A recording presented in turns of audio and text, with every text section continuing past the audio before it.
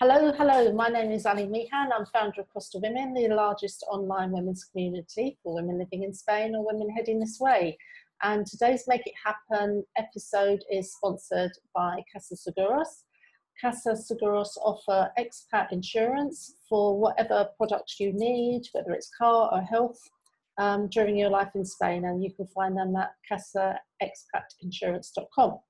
Well, today I'm very excited because I'm speaking to Clare Hoar, who's made it happen both for her business and in a very unique way, her family.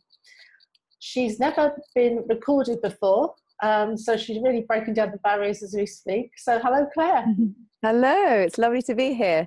Great to see you. I'm very excited to do a first live interview with you. So we like that. We like that you're breaking boundaries. That's great. So you've spent a very considerable amount of time overseas. You've had a very interesting life so far. Do you want to tell us about your impact being an integrated expat experience and how you ended up living in Bali? Yes, okay. Well, we had 4 years in France. I have a family with two daughters, aged 8 and 11 now. We had 4 years where they had a very privileged life in the Côte d'Azur with all the beaches and the skiing and wonderful lifestyle. So we actually decided to take them to Bali, just to a green camp, just to give them a feel for an alternative culture and experience. And we had a fantastic time. Actually, we learnt about the cacao plants, making chocolate from the plants on site. Living very simply in yurts and mud wrestling, laughing yoga and all sorts of wonderful experiences.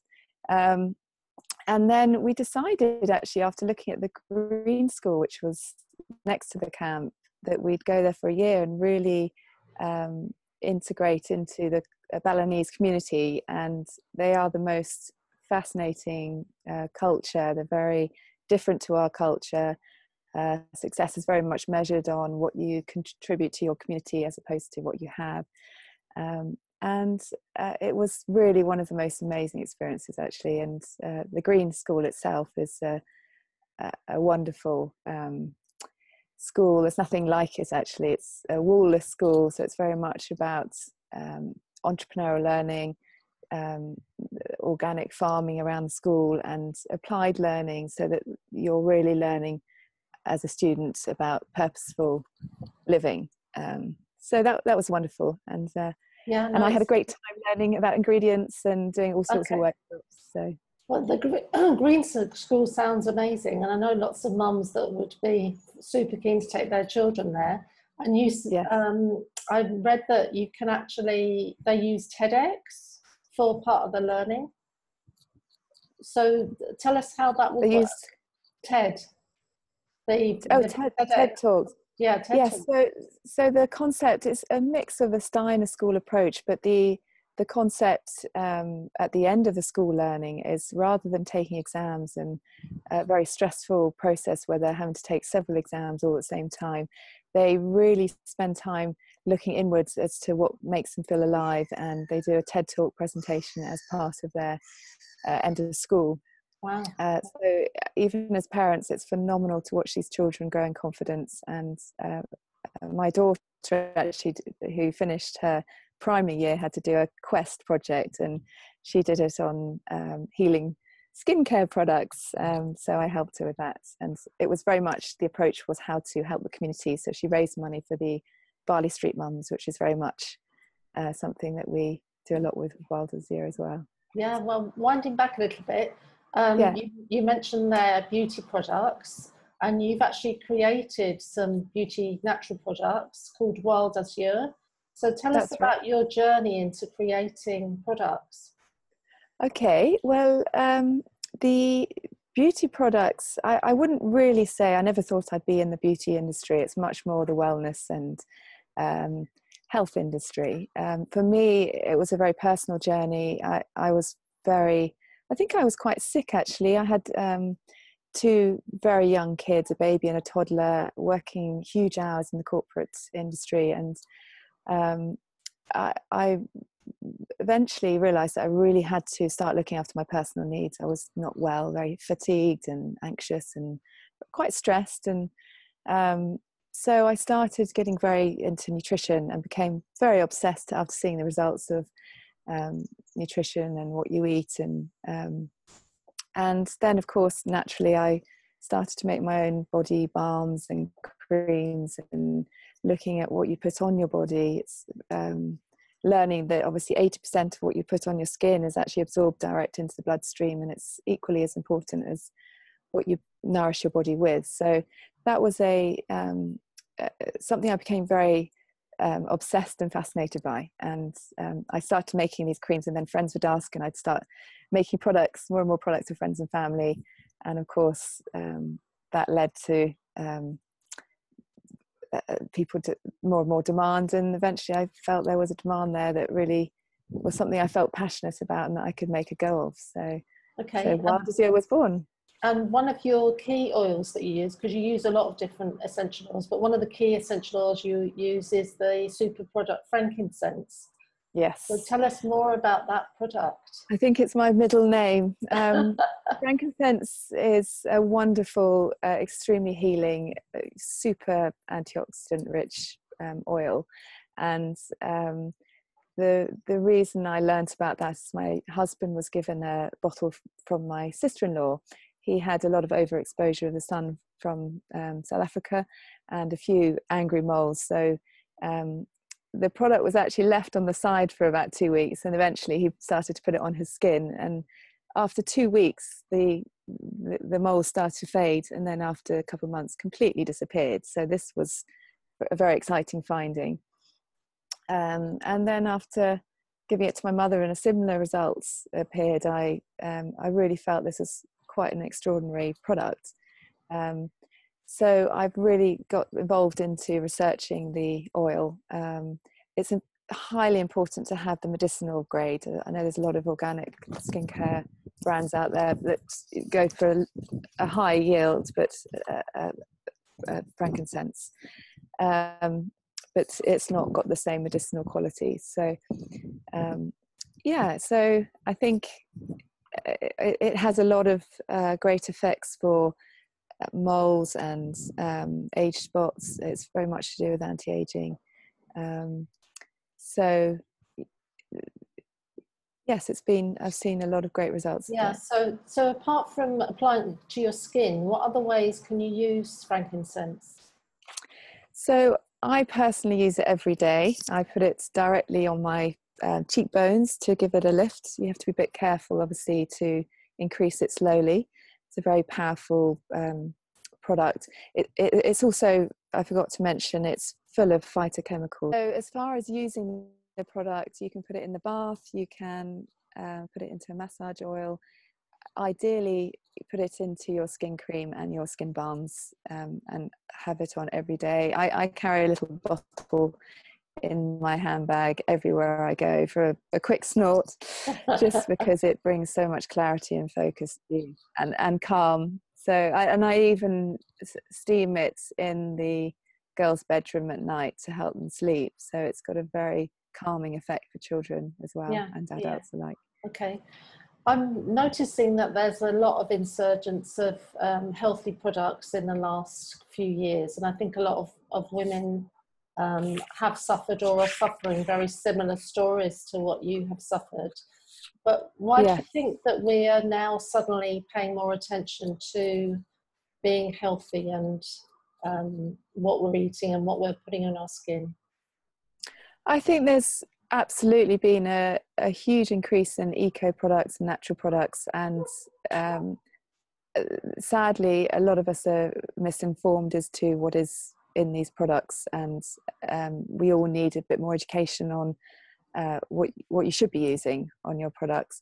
Obviously we're becoming more aware of the autoimmune diseases, the cancers, the diabetes is on the rise, so everyone's trying harder to be a bit more aware, but like I said, they're not always given the correct information, and we're constantly seeing beautiful packaging, empty promises, and standard products that we really should not be putting on our should not be out there. And No. Yeah. I feel as a very much that's very passionate about educating people as to why they should be using certain products, certain ingredients, and the benefits they can have in the long run as well. Yeah, yeah. So this series is for women who make it happen both in their business and their life. And you've taken a huge passion and made it a business. What would be Yes. your top 3 tips for other women thinking about taking the plunge and changing their lives and using something that they're very passionate about to create a business? I think, first of all, go for it. I think it's wonderful to be passionate about something, and to really, it really comes through when you're passionate about something. I think what I've learned is not to take advice from people that are possibly not doing it themselves. Always choose who you take your advice from. So someone who you aspire to, or someone who's out there doing it. There'll be a lot of people telling you, no, you shouldn't do this, and be careful. And likewise with your friends, don't always take your feedback from your friends and family, because they'll always encourage you to do it, and or give you advice on something that might not be ideal in the long run. So yes, I think, again, be passionate, and also really get feedback from your customers. I think work very closely with your customers, get their feedback, see how they're getting along, what their hopes, desires and dreams are, and work with them. Okay, yep, yeah. That's great advice. And branding. So you tell us where the name and the logo and the gorgeous packaging that you've decided on, where did that all come from? So the packaging, I try to keep minimal. Obviously, we don't want any wasteful packaging, and there's a lot about plastics out there at the moment. The reason we chose the mirror and glass containers is very much to preserve the products, and obviously we don't want the effect from the light can affect the ingredients inside. So we felt the packaging almost became for itself very much the simple black container, and just to go for a very classy, simple logo. The idea behind the brand Wild Azur was to have the yin yang, so you've got the wild, raw, edgy, earthy, being that wild, true woman, true to yourself, and then very authentic, and then the azure was the serene, luxurious side of things, where you've got the water element. So it kind of came together like that. But we really wanted to, along with the slogan of "From the Earth to Your Skin," just be very simple, and again, listen to the customers. A lot of the customers came back with that. So okay, yeah. I happen to have a pot of this on my desk, so you can see the logo and the packaging, and I love that it's glass. I used to work for a glass wholesaler, so that brought a bit of joy to my heart when I realised it was glass packaging. So because glass is completely recyclable. So and you mentioned earlier on the women in Bali and how you're working with them. So tell us how you're helping support that project now, because you're no longer in Bali. So how are you going to help support that project going forward? So we work with the Marley Street mums, who are the most amazing group of ladies, and the initiative is an amazing setup where these ladies have just come literally from the streets. They go trash picking just to earn a living, and the refuge is to give them a safe place and a purpose where they can find, and there's free schooling and meals obviously for their kids as well. So they are producing all our Wild Azur bags, and we hope to do a lot more with them. And from a personal point of view, it gives so much meaning to what we do, and it's so much more than obviously just running a business, but working with people like this who it's very humbling. And I actually took my kids down there to see the other kids, and I think they were very quiet on the way home, so I think they got a feel for how lucky they are to be at the Green School, and the opportunities they have. Yeah, great. So what challenges have you faced creating the products whilst living in Bali with the production based in the UK? So the production has been fantastic in the UK. It's very reliable, unlike me, who's flying to every other country. So it's wonderful to have that base. I have the most wonderful life where I can move around and research ingredients, and we have ingredients from all over the world that we send back to UK, where it's formulated, packaged, labelled, and posted all in the same place.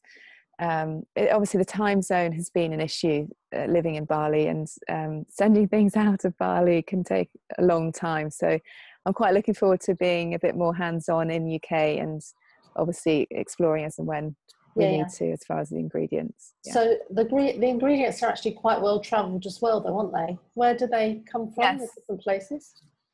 So the frankincense sacra is from Oman, and it used to be that it wasn't allowed out of the country. It was only for the Sultan. So we have lavender from Provence, and we have rosehip oil from Chile. So it's absolutely core to the business to have the finest wild harvested pure ingredients. So that's been an exciting exploration, and it's something I feel very passionate about. So it's wonderful to be working in something that I enjoy. No, you're very lucky to be able to do that. Yes. What are some things you wish you'd known now that you didn't know when you started Wild Azur? Things that I'd known. I think it's very important to know what you're taking on and why you're doing it, the impact you want to make.